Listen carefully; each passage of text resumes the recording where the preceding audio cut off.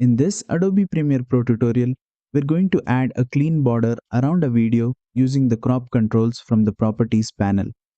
This method is neat and gives you full control over the border thickness and color. Let's begin. First, select your clip on the timeline. Now go to the Properties panel on the right side.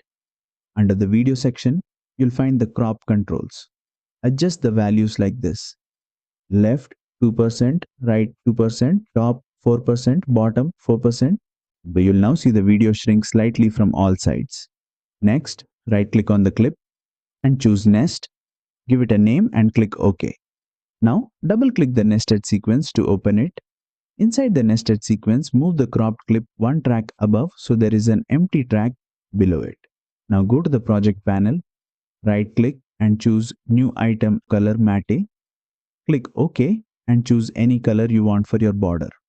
Drag the color matte into the nested sequence and place it on the track below your video. Stretch the color matte so it matches the full duration of the clip. Now, go back to your main sequence. You'll see your video with a clean colored border around it. If you want to make the border thicker, simply go back into the nested sequence and increase the crop percentages.